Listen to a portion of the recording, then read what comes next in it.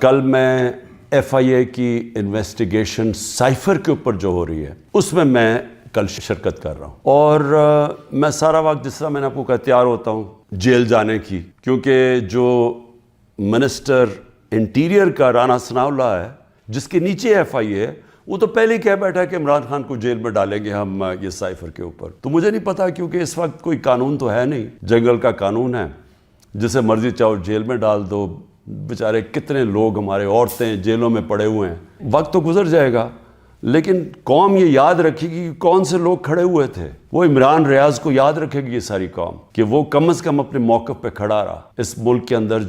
جو صحافی ہوتے ہیں، جو ایک جہاد کرتے ہیں حق اور سچ کے لیے، جس طرح ارشد شریف تھے، قوم ان کو ہمیشہ یاد رکھے گی، ارشد شریف شہید کو۔ وہ جو 4 جرنلسٹ ملک سے باہر چلے گئے لیکن انہوں نے کمپرومائز نہیں کیا، انہوں نے کسی پریشر میں آ کے رائے حق سے نہیں اترے۔ وہ جن کو یہاں ماریں پڑوائی گئیں، ذلیل کیا گیا، اور وہ جن کے بڑے نام ہیں اور پرانے صحافت میں نام ہے، قوم ان کو بھی دیکھ رہی ہے اور ان کو سلام کر رہی ہے، اور ان کو بھی دیکھ رہی ہے جن کے ضمیر مر چکے ہیں۔ تو میں ایف آئی اے کا ذرا آپ کو سمجھا دوں کہ یہ کیس ہے کیا۔ نہ تو ابھی تک مجھے کوئی کویسچنر ملا ہے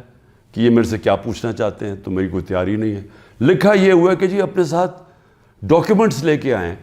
مجھے یہی نہیں پتا کہ آپ نے پوچھنا کیا، تو ڈاکیومنٹس میں کیا لے کے آؤں، اور پھر سے میں یہ کہہ دوں کہ آپ کے انٹیریئر منسٹر تو فیصلہ کر بیٹھا ہے، وہ تو جج جوری ایکسیکیوشن ہے کہ جیل میں ڈال لیں اس کو۔ وہ جو سائفر ہوتا ہے، یہ بڑا ضروری ہے آپ نے سمجھنا،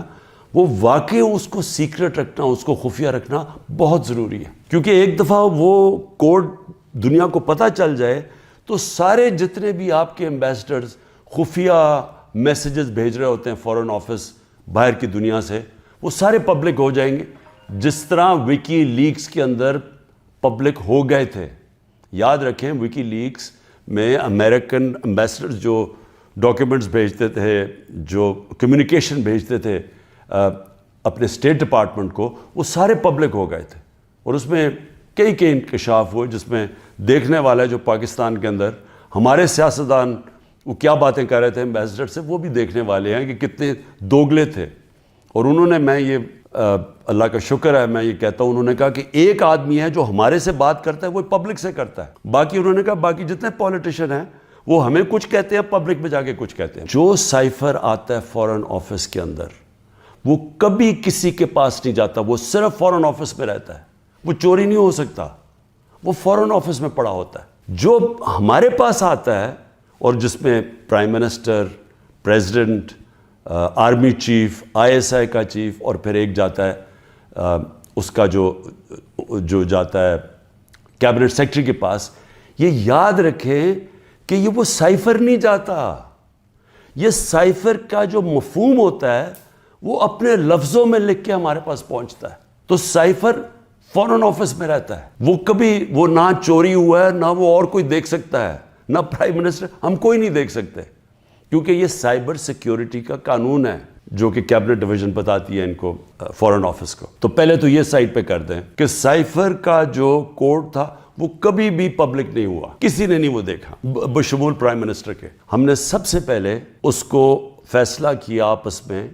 کہ ہم یہ پبلک نہیں، ابھی اس کے اوپر بات نہیں کریں گے، کیونکہ او آئی سی کی کانفرنس تھی پاکستان میں 22 اور 23 مارچ کو، تو سائفر آ چکا تھا 6 مارچ کا۔ ہم نے اس کانفرنس کی وجہ سے ہم چپ کر کے بیٹھے رہے، کیونکہ باہر سے منسٹر آ رہے ہیں اور شور میں جاتا ہے اس کا، تو ہم نے کہا ملک کو نقصان پہنچے گا۔ 27 تاریخ کو میں نے جلسے میں جو ایک کاپی لہرائی، وہ سائفر نہیں تھا، جو سائفر کے اندر پیغام تھا، تو وہ میں نے بتایا، اور میں نے تب بھی محتاط رہا، میں نے یہ نہیں بتایا کہ میں نے کہا یہ بڑا سینسٹیو ہے، میں نے لکھ کے بتایا کہ میں صرف کوئی غلط بات نہ کہہ دوں، کیونکہ انٹرنیشنل ریلیشنز ہیں، ہماری دوسرے ملکوں کے ساتھ تعلقات ہیں، وہ نہ خراب ہو جائے۔ کتنی بڑی اس ملک سے میں سمجھتا ہوں کہ یہ کتنی بڑی ملک کی توہین ہوئی کہ ایک باہر کا ایک آفیشل وہ پاکستان کے ایمبیسڈر کو کہہ رہا ہے کہ اپنے پرائم منسٹر کو اگر تم نے نہ ہٹایا، ووٹ آف نو کانفیڈنس، جو پھر سے میں یاد کرا دوں کہ ابھی آئی نہیں تھی، تو پاکستان کے لیے مشکلات ہوں گی، اور اگر اس کو ہٹا دیا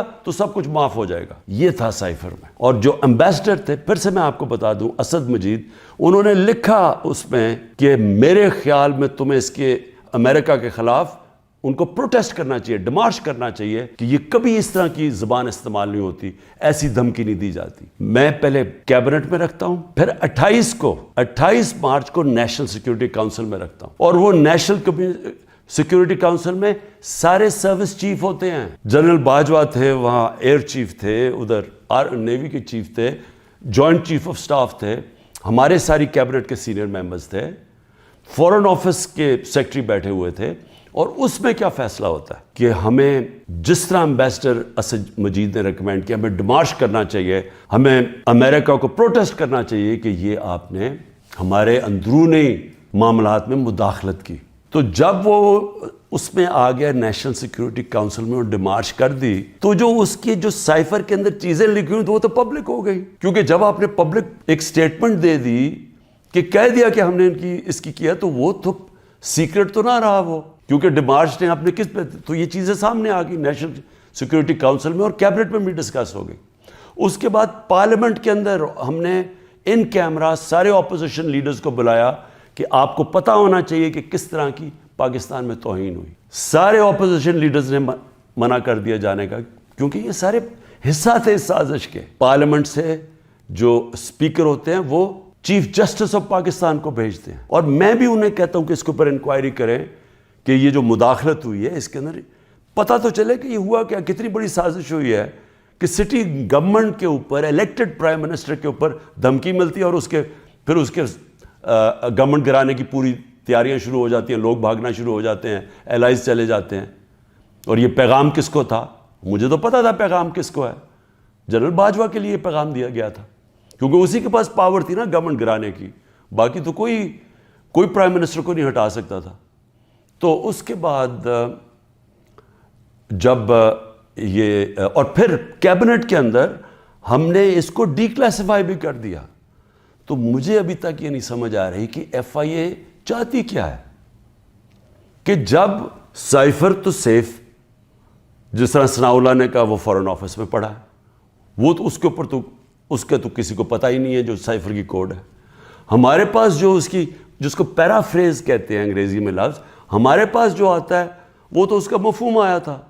اور وہ جا کے نیشنل سیکیورٹی کاؤنسل اور کیبنٹ میں جب رکھا اور بعد میں ڈی کلاسیفائی بھی کر دیا, تو وہ تو پھر ایک سیکرٹ ڈاکیومنٹ نہیں رہا. جب رجیم چینج ساؤتھ امریکہ میں بھی ہوتا ہے تو اس طرح تو پھر بھی نہیں ہوتا کہ پہلے وہ کوئی امبیسڈر سے دھمکی دی جائے. 180 کیسز ہیں, اور ایک اور وارنٹ بھی نکلائی ہے. الیکشن کمیشن کی توہین ہو گئی, یہ دنیا میں آپ نے نہیں کبھی سنا. عدالتوں کی تو توہین ہوتی ہے, الیکشن کمیشن کی توہین ہونے وارنٹ نکلائیں. پوری کوشش ہے کسی نہ کسی طرح اس کو جیل میں ڈال دیں. میں کھڑا ہوں, جیل کے لیے بھی تیار ہوں, لیکن قوم کو میں یہ بتا دوں کہ میں انشاءاللہ ہر کیس کا ثابت کروں گا اسی ملک میں بیٹھ کے کہ ہر کیس انہوں نے جعلی بنایا ہے, بوگس بنایا ہے,